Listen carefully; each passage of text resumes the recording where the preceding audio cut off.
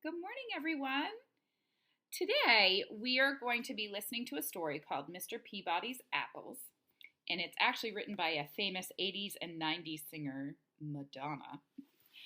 But it has a nice theme message to it. The story is centered around the motif of rumor spreading, and it's got a theme message about rumor spreading at the end. I'm going to review a little vocabulary for you because I want you to be thinking about these things as I'm reading. The first is motif. And remember, a motif is a big life topic represented in a book, like trust, friendship, death. In this case, rumors are going to be the motif that we explore. I want you to be thinking about theme at the end, a deeper meaning or life lesson that the author wants the reader to realize by reading their story. What is the author trying to say about rumor spreading? And I also want you to look for symbols, objects, colors, or weather features that represent something meaningful in a story that are usually related to character feelings or theme messages.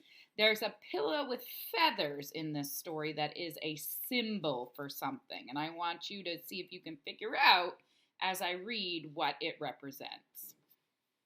So Mr. Peabody's Apples. I'm going to try to show you the pictures the best that I can.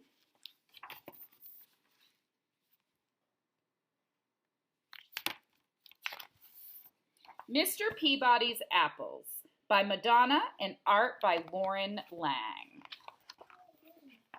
Welcome to Hapville.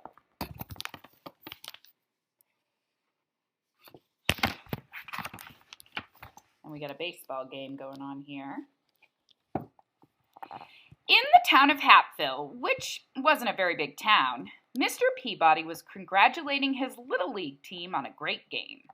They had not won, but no one really cared because they'd had such a good time playing.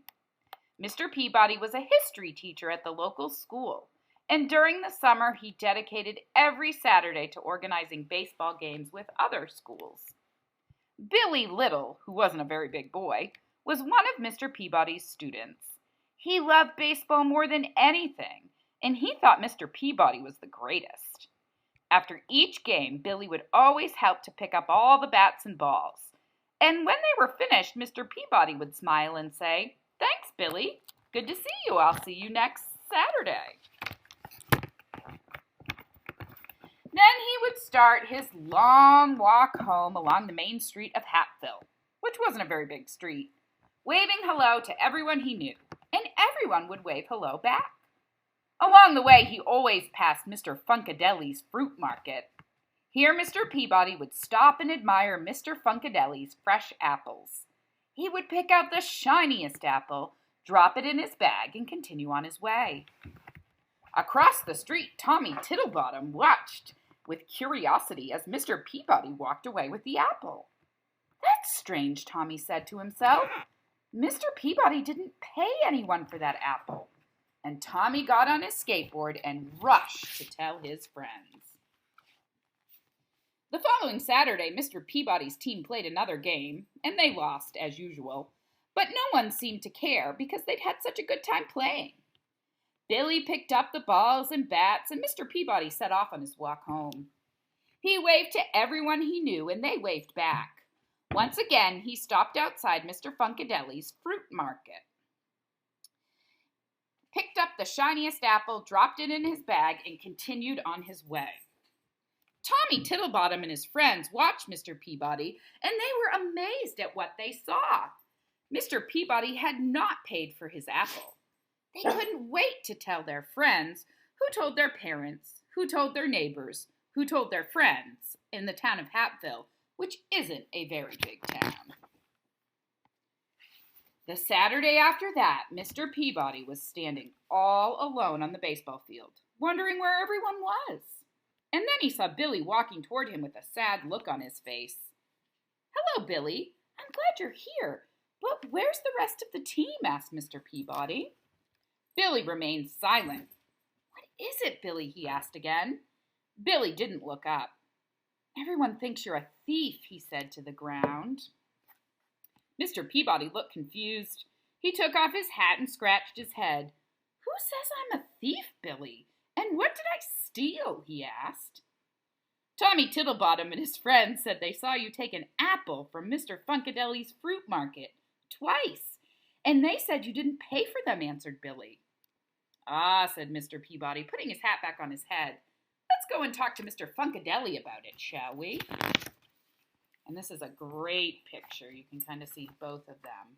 We have a little guest speaker, Birdie, this morning. I apologize. Billy and Mr. Peabody walked down the main street, which wasn't a very big street, and Mr. Peabody waved to all the people he knew. But some of them did not wave back, and some pretended they didn't even see him. They finally arrived at Mr. Funkadeli's fruit market. Out popped Mr. Funkadeli, who said, "Hey, what are you doing here, Mr. Peabody?" "Why aren't you at the game?" "There wasn't a game today," said Mr. Peabody, "and I was wondering if I could take my apple earlier than usual." "Sure, why not?" replied Mr. Funkadeli.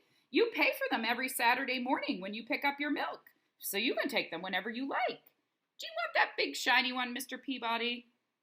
Mr. Peabody took his apple, smiled, and offered it to Billy. "I'd like to take the apple, Mr. Peabody, but I have to go find Tommy and explain everything," said Billy. "When you find him, ask him to come over to my house. I'd like to speak to him too," replied Mr. Peabody. So we've got our picture there. A little while later, Billy found Tommy and told him what had happened with the apples. He told Tommy that Mr. Peabody wanted to speak to him right away. So off Tommy ran, and when he arrived, he rang the doorbell. Mr. Peabody came to the door, and they looked at each other for a while. "Oh, dear Mr. Peabody," said Tommy on the doorstep. "I didn't understand. I shouldn't have said what I said, but it looked like you hadn't paid for the apples." Mr. Peabody's eyebrows went up a little, and he felt a warm breeze blow across his face. "It doesn't matter what it looked like," he said. "What matters is the truth." Tommy looked down at his shoes and said, "I'm so sorry. What can I do to make things better now?" Mr. Peabody took a deep breath, looked up at a small cloud in the sky, and said, "I'll tell you what, Tommy. Meet me at the baseball diamond in 1 hour and bring a pillow stuffed with feathers." "Okay," said Tommy, who ran off to his house to get a pillow.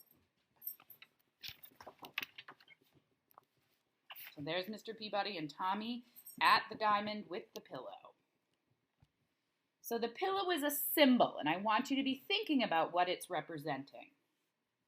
An hour later, Tommy met Mr. Peabody on the pitcher's mound. "Hello, Tommy," said Mr. Peabody. "Follow me and bring your pillow." Tommy followed Mr. Peabody to the top of the bleachers, wondering what this was all about. "It's a windy day, isn't it?" asked Mr. Peabody when they reached the top. Tommy nodded his head in agreement. "Here's a pair of scissors," continued Mr. Peabody. "Now cut the pillow in half and shake all the feathers out." Tommy looked confused, but did it anyway. He thought it was a small price to pay to gain Mr. Peabody's forgiveness.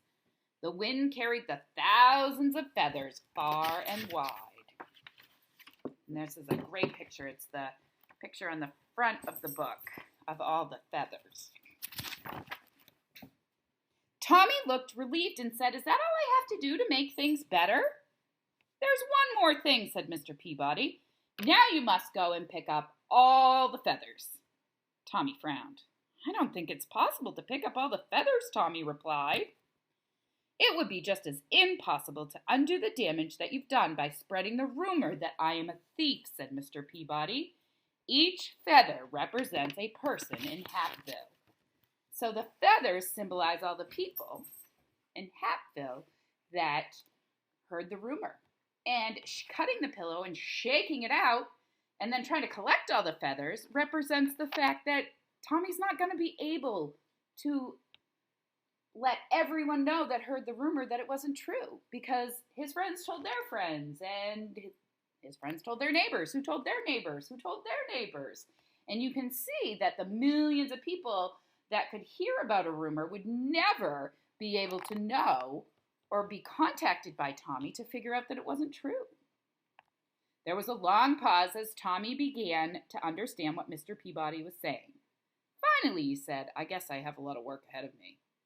Mr. Peabody smiled and said, Indeed you do. Next time, don't be so quick to judge a person, and remember the power of your words. And then he handed Tommy the shiny red apple and made his way home. I love this picture at the end because the pillow, I think, symbolizes Mr. Peabody, and how even though the pillow's been stitched back together and the rumor's kind of been laid to rest, he's still not the same. The pillow isn't the same after it's had damage done to it. Now I'd like you to listen to my reading journal mini lesson on my YouTube channel to complete the next activity.